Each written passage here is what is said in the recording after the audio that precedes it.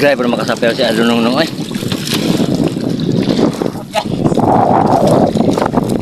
Walang kasapaw guys. Laing good mga kabangkit ug may kauban kay may katugbang. Papay nagdulom sa pokot to.